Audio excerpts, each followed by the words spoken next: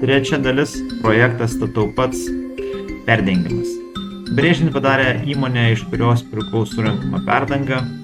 Brėžinys tikrai labai aiškus, buvo lengva dirbti su juo. Na ir pradėjome nuo to, kad reikėjo susidėti sijas, sijos buvo 6,5 metrų ilgio ir po sijomis padaryti atramas.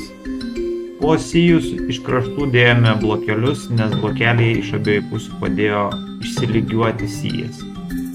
Čia matote, kaip kaminą reikėjo apgaubti sijomis ir blokeliais, tai užtruko šiek tiek laiko. Kadangi pradžioje laipėjau kopėčiomis, tai tėvukas neapsikentė ir padarė laikinuosius laiptus. Nuo laiptais jau visi darbai pajudėjo labai sparčiai ir blokelius susinešėme gana greitai viršų ir susidėliojome. Čia matote sustiprintą vietą, kur net 3 sijos reikalingos buvo ir dar papildomai armatūros. Štai visi blokeliai jau sunešti, dabar laukia klojinio gamyba aplink visą perimetrą. Čia kaip kaminas buvo apgaubtas balkono sijos, kurios laikys balkoną. Čia matote bendrą vaizdą, kaip laiptinė padaryta aplink ir aplink laiptinė visur yra sustiprinta. Dirbame viršui su armatūromis, taip pat papildomai su vilomis, todėl įrankis buvom susinešę viršų. Na ir po darbų vakarienė būdavo romantiškai viršuje, vizualizuodavau, kaip viskas užbetonuota. Taip tvarkingai viskas atrodo, kai jau buvo sudėta. Na ir va, jau klojinius pasidarėm. Dar parodysiu po to vėliau, kaip iš viršaus viskas atrodys. Na ir sulaukėm dar vieno svečio, tai panašiai vokiečio vyganį, bet nežinojom kieno, tai jisai apie dieną trainėjosi prie mūsų. Na ir pasijutom tikrai kai kaime, kai prajojo arklys su karieta.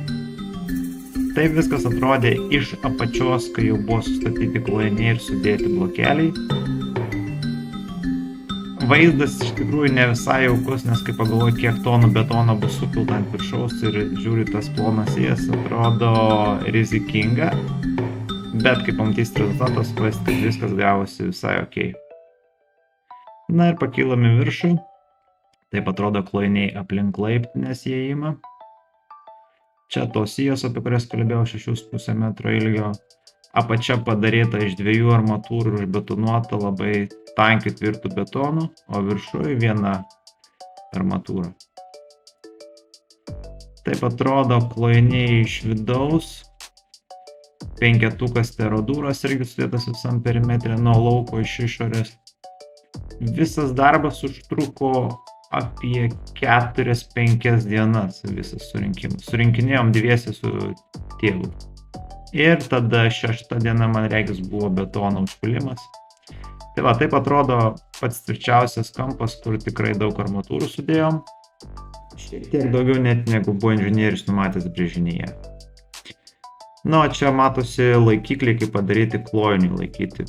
Šiandien jau buvom užsakę betoną, tai ir sulaukėm. Video nesigavo taip, kaip tikėjomės idealiai, gavosi truputį prasčiau, reiks kosmetinio lyginimo, bet esmė tame, kad užbetonuota ir tvirta ir galima bus vaikščioti, dirbti. Žodžiu, moralės nepraradom, nes žinojom, kad yra išlyginamieji sluoksniai ir viskas yra pataisoma prieš dedant grindis.